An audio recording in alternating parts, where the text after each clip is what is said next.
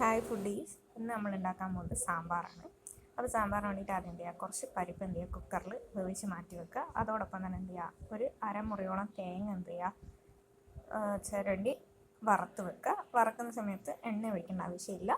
എണ്ണ ഒഴിക്കാം. ഞാനിവിടെ എണ്ണ ഒഴിക്കാൻ എടുത്ത് ലോ ഫ്ലെയിമിലിട്ട് ജസ്റ്റ് തേങ്ങ മാത്രം വറുത്ത് വെക്കുക. അപ്പോൾ അരക്കുന്ന സമയത്ത് കുറച്ച് വെള്ളം ആഡ് ചെയ്താൽ മതി, അതേ ഉള്ളൂ, വേറെ കുഴപ്പമൊന്നുമില്ല.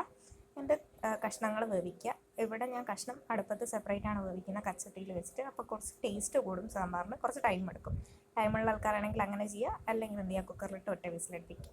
അപ്പോൾ കഷ്ണങ്ങൾ എന്തൊക്കെയാണ് എടുത്തതെന്ന് വെച്ചാൽ മുരിങ്ങ, ചേന, പിന്നെ മത്തൻ, പിന്നെ വെള്ളുള്ളി, ചെറിയുള്ളി, ഇതൊക്കെയാണ്. അപ്പോൾ ഇതൊക്കെ വെന്ത് വന്ന സമയത്ത് എന്ത് ചെയ്യുക, പിന്നീടാണ് ലാസ്റ്റ് നമ്മൾ എന്ത് ചെയ്യുക, തക്കാളിയും വെണ്ടയ്ക്കും ഒരുമിച്ച് ചേർക്കുക.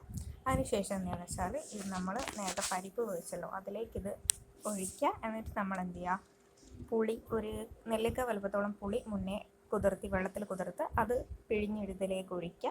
പിന്നെ നമ്മൾ നേരത്തെ പറഞ്ഞല്ലോ തേങ്ങ അരച്ചത്, അതും ചേർക്കുക. അതിനോടൊപ്പം തന്നെ എന്ത് ചെയ്യുക, കുറച്ച് എന്ത് ചെയ്യുക, മല്ലി, മുളക് പൊടി, പിന്നെ കുറച്ച് സാമ്പാർ പൊടി നമ്മൾ ഹോം മെയ്ഡ് സാമ്പാർ പൊടിയാണ്. അതിൻ്റെ റെസിപ്പി ഓൾറെഡി വീഡിയോ അപ്ലോഡ് ചെയ്തിട്ടുണ്ട്, കാണാത്തവരൊന്ന് പോയി കാണുക.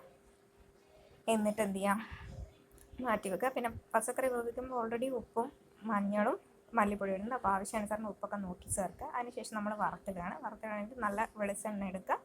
ചീൻചട്ടി വെച്ച് വെളിച്ചെണ്ണ ഒഴിച്ച് കടുക് പൊട്ടിക്കുക. കടുക് പൊട്ടിച്ച് വരുമ്പോൾ എന്ത് ചെയ്യുക, കടുക് പൊട്ടി വരുമ്പോൾ കുറച്ച് ഉലുവ ഇടുക.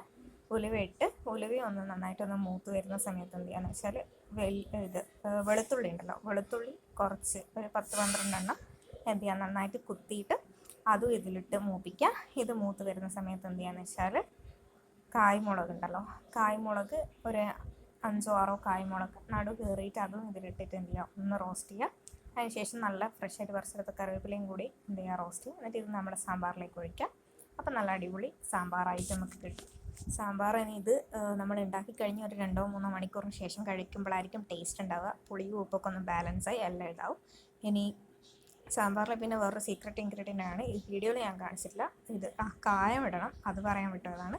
പിന്നെ സീക്രട്ടായിട്ട് നമുക്ക് എന്ത് ചെയ്യുക, ഈ പുളിയും ഉപ്പൊക്കെ ബാലൻസ് ആവാൻ മധുരത്തിനായിട്ട് ഒരു ചെറിയൊരു പീസ് ബെല്ലം ഇട്ട് കഴിഞ്ഞാൽ സാമ്പാറിന് ഭയങ്കര ടേസ്റ്റ് ആയിരിക്കും. ഓവറിൽ ഒരു ചെറിയൊരു പീസ് ബെല്ലം ഇടുക. അപ്പോൾ എല്ലാം ബാലൻസ് ആവുമെന്ന് വെച്ചാൽ നല്ല അടിപൊളി സാമ്പാറായിരിക്കും.